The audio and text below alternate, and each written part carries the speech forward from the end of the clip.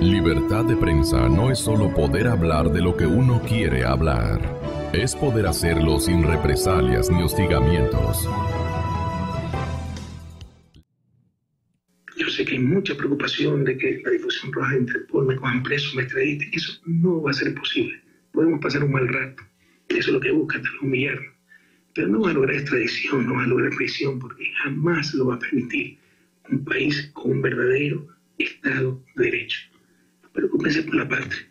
¿Cómo nos están destrozando? Pregunta, no existe ley. O sea, no hay ley para lo que hicieron. Nombrar un fiscal encargado, eso no existe. Pero con la consigna de meterme preso.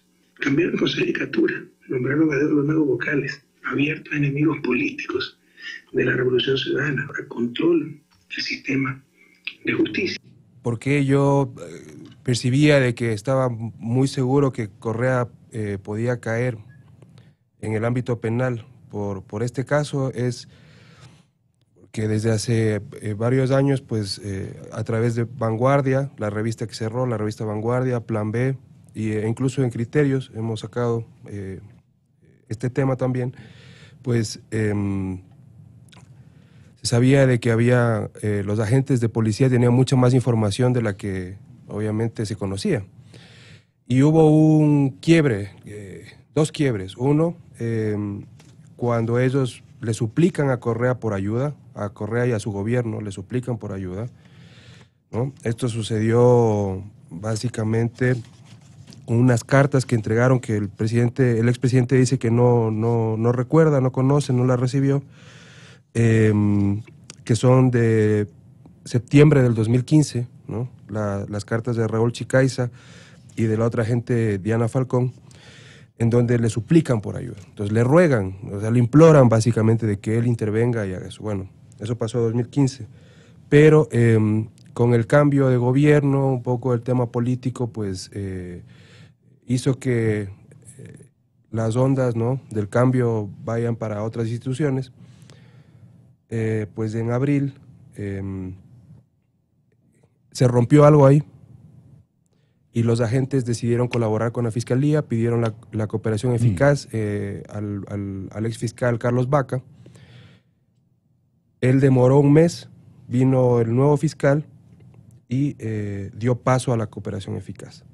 En ese momento entregaron información muy sensible, grabaciones, documentaciones, cartas, precisamente para que la Fiscalía pueda comprobar la veracidad de todas esas documentaciones y pues ellos puedan acceder a beneficios por la pena. Es decir, primero lo aceptan, pues aceptan que hubo el secuestro, buscan una reducción de pena y colaboran con la justicia.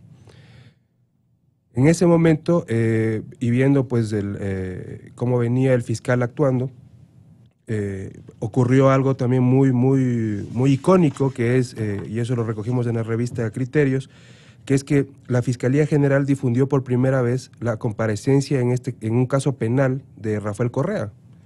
O sea, difundió fotografías a los medios de comunicación, incluso puso por redes sociales. Entonces, en lo personal, para mí eso fue una muestra muy seria de que la Fiscalía iba, pues, directo a resolver este tema, ¿no? Y claro, luego pues hubo el pedido de medidas cautelares y finalmente pues el presidente no se presentó, el expresidente Correa no se presentó el lunes y ahora tiene la orden de búsqueda y captura, la alerta roja por Interpol. Pero como digo, el caso no es nuevo, el caso estuvo en el congelador. No estático, siempre evolucionando, quiero entender ya. Estático, siempre estuvo, claro. O sea, esto ocurrió a finales del 2012, ¿no? Y ahora estamos en 2018. Entonces estuvo absolutamente detenido este proceso. Las personas que aprietan la tenaza en gobiernos como el de Correa, pues provocan odio en la gente. Entonces hay gente que sí lo odia a Correa y eso sí es evidente. Y ese es uno de las advertencias que tiene todo político, que tiene que ser magnánimo, es una palabra que utiliza Lolo muy acertadamente. Pero pero por supuesto que hay gente que lo odia. Pero ni la columna mía tiene que ver con el odio, no, que había elementos que conducían a que probablemente pueda ser capturado Rafael Correa, porque el caso es muy interesante. La cooperación eficaz de los dos agentes hacen que se revele un poco la cadena de mando hacia arriba. Entonces llega, y eso que aún falta a otros involucrados, falta que averigüen la participación del señor José Serrano, el exministro Serrano, la señora Lady Zúñiga también, faltan jefes policiales también que sean investigados. Es decir, el caso no está cerrado con la orden de captura para que comparezca Correa. Todo lo contrario, el caso sigue abierto, hay mucho que esclarecer todavía, pero lo interesante es que la cooperación eficaz reveló esa cadena de mando hacia arriba que lo más probable es que llegue hasta el propio expresidente Correa. Yo creo que si no hubiera sido por periodistas como Jean Cano, como Juan Carlos Calderón, como Cristian Zurita, como Fernando Villavicencio, como Lolo Echeverría, como usted, Gonzalo, y otros radiodifusores, comunicadores, periodistas de investigación, estos temas hubieran quedado en el limbo de una memoria confusa, sin que pueda realmente reconstruirse una verdad. Y yo creo que los ecuatorianos hoy tenemos, después de 10 años en que este oficio, esta profesión fue absolutamente avasallada por el poder, yo creo que tenemos que resaltar este papel, esta función histórica y este legado, me parece a mí fundamental, para que ahora la justicia pueda operar, Y creo que lo que dice Jan es verdad, es decir, él ha venido siguiendo este caso desde el 2012. Hoy es primera plana de los periódicos, pero imaginémonos, este es un caso entre muchos, y creo que allí el papel del periodismo y de los periodistas que han estado detrás, analizando, publicando sobre estos temas ha sido fundamental. Lo segundo, Gonzalo, me parece que es importante. Creo que es vital para que en el Ecuador podamos hablar de justicia y reparación frente a todo lo que sucedió en estos años, que la jueza, lo que ayer la jueza ordenó, se cumpla. Es decir, es fundamental que Rafael Correa sea apresado, regrese al país, no solamente por el caso Balda, que me parece que es muy importante, sino por los otros procesos que también le esperan. En este momento, me corregirán aquí los amigos, yo tengo en mi memoria 4 procesos de investigación penal adicionales, y no, sino 5 procesos de investigación adicionales. ¿Cuáles son? El caso Singue, que tiene ya un informe de Contraloría con responsabilidades penales, donde está vinculado el expresidente Correa. El caso de la deuda pública, en donde se ha detectado, hay también un informe de responsabilidad penal, por lo que podríamos decir constituiría el delito de falsificación de documentos públicos. El tema del general Gabela, en donde también hay serios indicios de que el expresidente al menos conoció el resultado del otro informe, de ese informe, el llamado tercer informe que desapareció, que fue mutilado. La denuncia que yo realicé por delincuencia organizada en contra también del expresidente Correa y otras personas, y la denuncia que también yo realicé en contra del expresidente por cohecho dentro de la trama de corrupción de Odebrecht. Entonces estamos hablando de 5 procesos adicionales. Esos procesos no podrían llevarse a cabo con la presencia, en algunos casos cuando no se permite, la ley no posibilita el juzgamiento en ausencia, quedarían absolutamente detenidos. Como el mismo proceso del señor Fernando Balda, que si es que no opera la prisión preventiva y el señor Correa regresa al Ecuador, sencillamente el proceso se va a detener en la audiencia de formulación de cargos. Entonces, el tema quedaría en la absoluta impunidad. Entonces, fundamental para el país, para que podamos hablar de justicia, para que podamos hablar de reparación, que esta alerta roja que ayer fue ordenada por la jueza, se cumpla y que el señor Correa sea detenido, sea deportado y cumpla y esté en prisión, para que todos estos procesos además puedan seguir. Aquí no es un tema de persecución política, es un tema jurídico, es un tema de justicia que tiene que llevarnos a la reparación, porque es importante todo lo que en este momento estamos hablando, pero aquí ha habido, o habría, porque tiene que comprobarse a través de los procesos judiciales, de los juicios, gravísimas afectaciones, no solamente a personas, como el caso del señor Balda, que sufrió un secuestro, nada más ni menos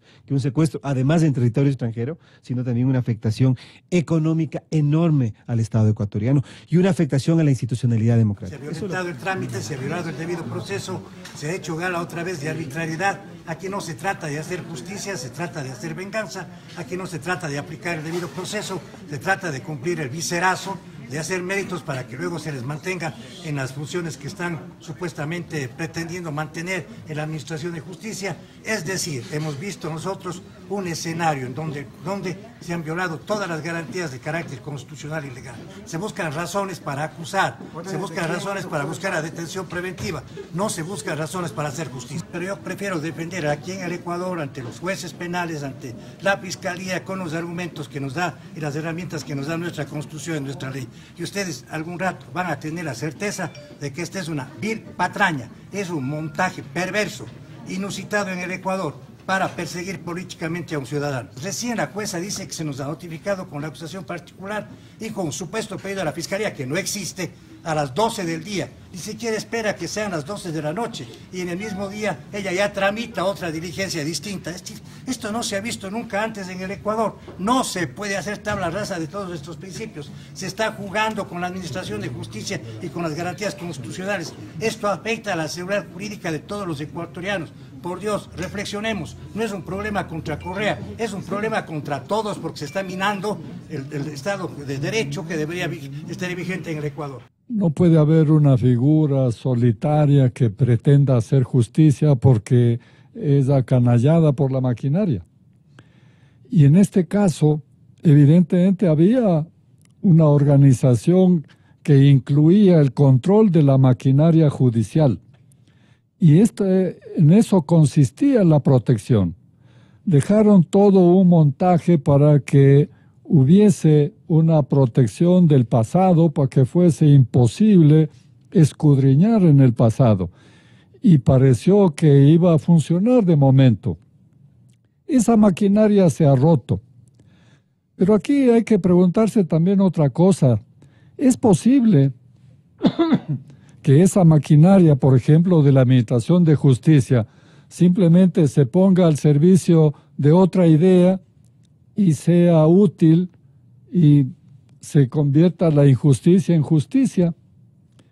Eso a mí me parece que hay que desmontar también la maquinaria judicial para descubrir las responsabilidades. Ustedes conocen que Hannah Arendt hablaba de la banalidad del mal, que consiste en que funcionarios de segundo, tercero, cuarto y quinto orden simplemente cumplen su responsabilidad con eficacia y ellos contribuyen al mal.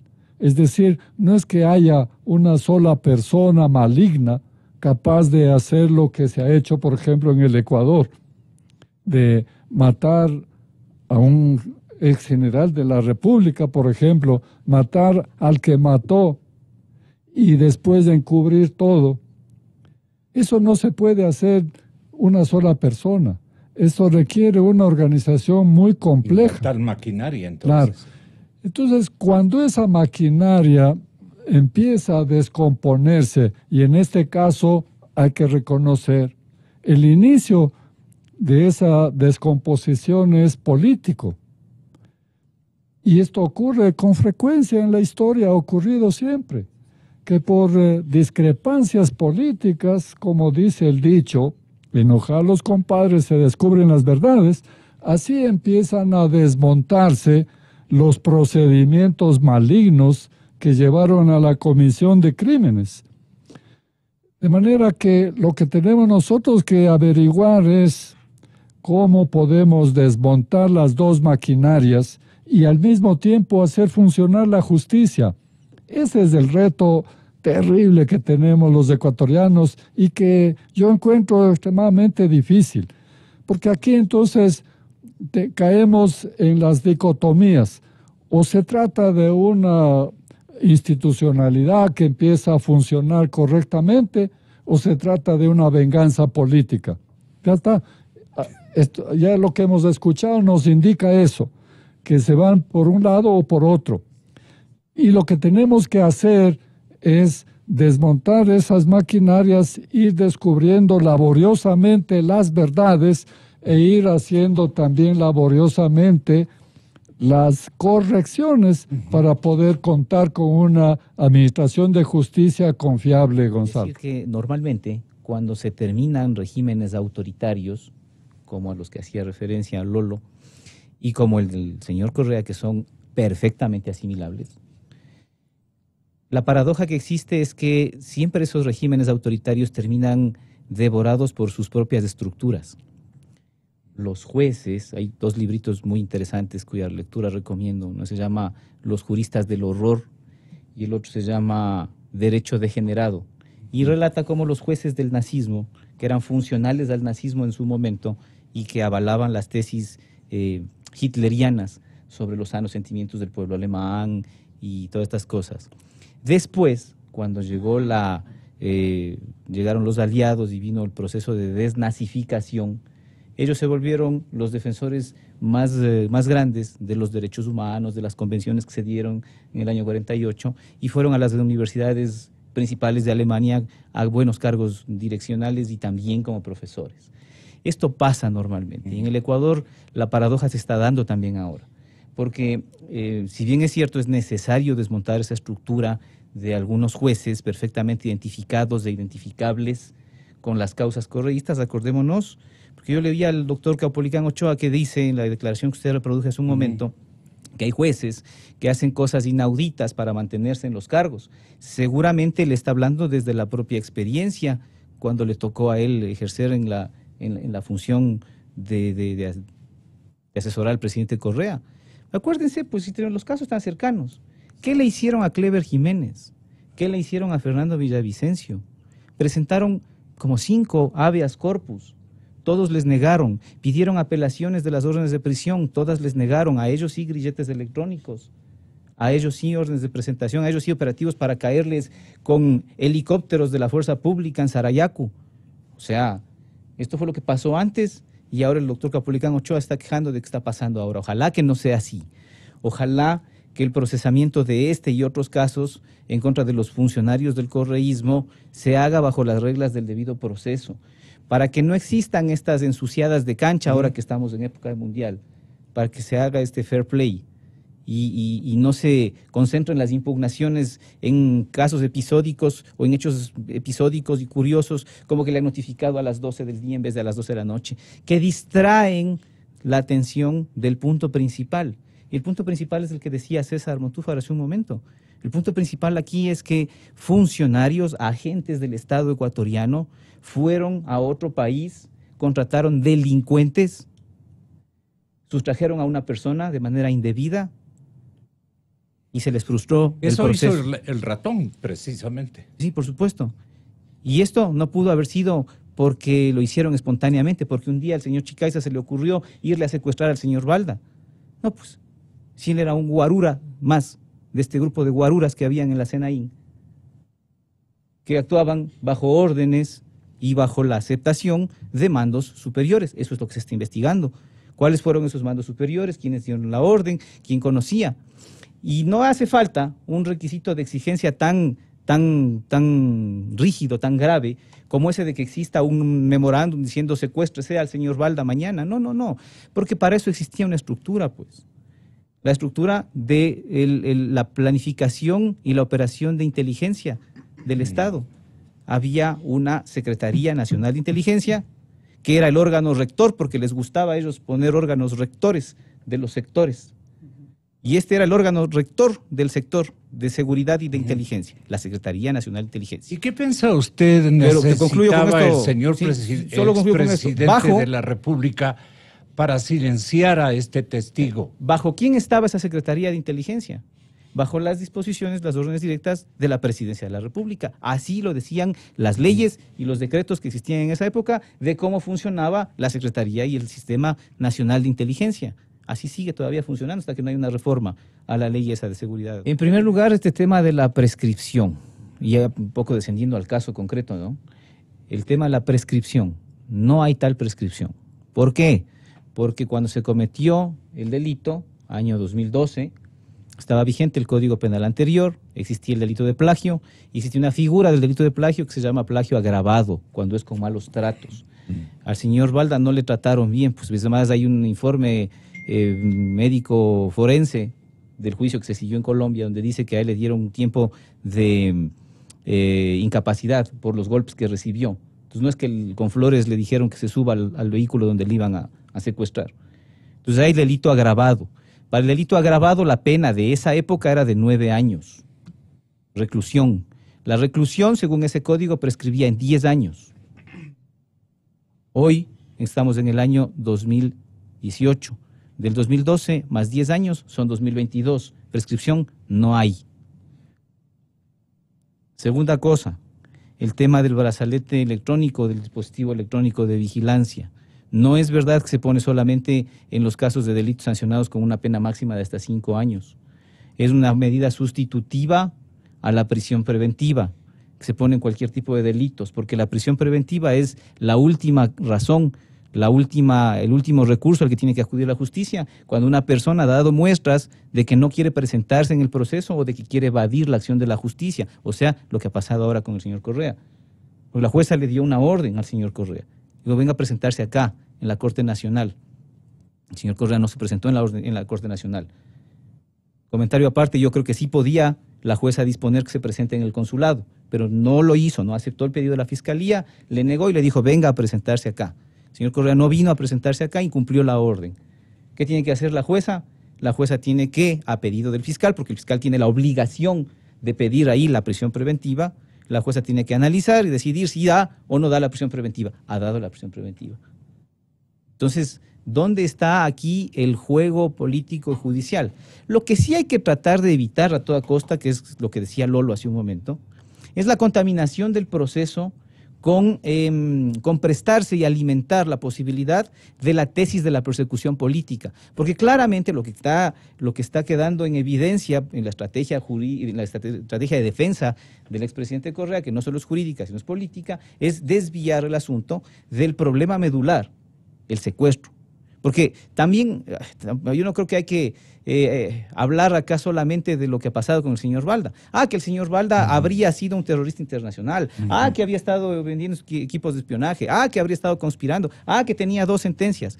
Ya pues, las sentencias que tenga, los delitos que haya cometido, eso autoriza para que funcionarios del Estado ecuatoriano vayan a contratar delincuentes en donde estaba, en Colombia, para traerlo al Ecuador.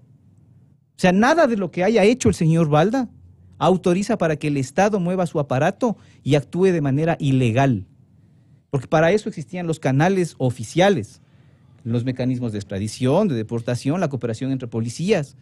Pero no se acude pues a la policía de Colombia, no se acude a la extradición o a la deportación. Se acude a delincuentes para que le ubiquen donde está, le extraigan y le coloquen en la frontera o le traigan al país o lo que sea, o le entreguen a los agentes de la SENAIN, a estos guaruras sofisticados, para coincidir con Giancano. Son sofisticados porque ya saben de tecnologías, no dejan de ser guaruras. Doctor Montúfar, si es tan amable, ¿con qué quiere concurrir usted? Sí, a mí me parece que estamos en un momento importantísimo, yo diría crucial, porque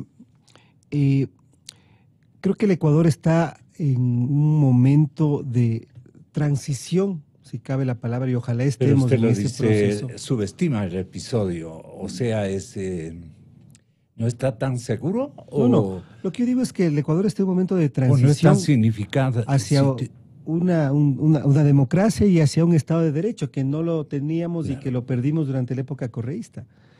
Y siempre los procesos de transición son procesos difíciles, o sea, no son tan fáciles. Imaginémonos lo que ocurrió. ocurrió que en el Ecuador se montó, se estructuró un esquema de delincuencia organizada desde la cúpula del Estado, desde el presidente de la República, operado jurídicamente por su asesor jurídico Alexis Mera, protegido y diría legitimado, entre comillas, por un estado de propaganda y toda la política de publicidad y acoso a los medios y ley de comunicación y otras leyes para que todo permaneciera en la oscuridad, para que nada se conociera, para que todo fuera presentado como una revolución, como un proceso de cambio, en el que además participaron las principales autoridades de organismos clave del Estado, como fueron la Fiscalía. En este mismo caso estaría involucrado también el ex fiscal Galo Chiriboga. El fiscal que reemplazó a Galo Chiriboga evidentemente actuó para que el tema no avanzara, se siguiera estancado. Porque estaba estancado desde la época. Claro. Donde había un contralor que era parte de esta misma organización. También fue un enviado especial del presidente Correa, pues no. Por supuesto que sí. El contralor era parte de esta organización delincuencial. Un consejo de la judicatura que era igualmente parte de esta misma estructura. Un procurador general del Estado que era parte de esta estructura. Es decir, estamos hablando de que en el Ecuador eso fue lo que ocurrió. Es decir, tuvimos 10 años en que se montó una organización delincuencial que cometió como otros delitos y que esos delitos fueron muy bien planificados, muy bien organizados y en el que operaron como todas las organizaciones delincuenciales como una maquinaria. Es decir, de eso estamos hablando. Ahora, ¿cómo salimos de esta situación? ¿Cómo desmontamos esta situación? ¿Cómo desmontamos esta maquinaria y este esquema de delincuencia organizada? Entonces, me parece que tenemos que ubicarnos en el momento. Evidentemente, la retórica de los principales miembros de esta organización va a ser precisamente de que se trata de una persecución política, de que no hay pruebas, de que se ha violado el debido proceso, de que no ha habido derecho a la defensa. Pero, mire, yo por ejemplo, que fui parte del juicio en contra de Jorge Glass por asociación ilícita, más bien lo que pude ver ahí es que el tribunal exageraba en el garantismo hacia los procesados, precisamente para que eso no apareciera como un pretexto o como un argumento. Sin embargo, eso es lo que ellos sistemáticamente iban a responder. Entonces me parece a mí que la situación es, y el momento que vive el país es tremendamente interesante porque precisamente creería, y ojalá estemos avanzando en esa dirección, vivimos un momento de transición hacia una democracia y ojalá hacia un Estado de Derecho. Espero, y creo, y vuelvo quizá a lo primero que dije, la presencia, o digamos, la detención del expresidente Correa, su comparecencia, su presencia física en los otros procesos es fundamental para desmontar toda esta organización delincuencial. Si es que él, por cualquier subterfugio, por cualquier situación, influencia política, etcétera, etcétera, logra que la justicia ecuatoriana, a través en este momento del Interpol, no llegue a aprehenderlo y traerlo al Ecuador, muchos de estos procesos quedarían detenidos y podríamos quedar a medias en este esfuerzo, en este desafío monumental que tiene el Ecuador en este momento, de que podamos alcanzar la justicia y la reparación. Estamos hablando de un caso penal de secuestro, pero hay otros procesos y esos procesos deben ameritar que el Estado ecuatoriano sea resarcido por las enormes pérdidas que sufrió por la operación de esta organización delincuencial.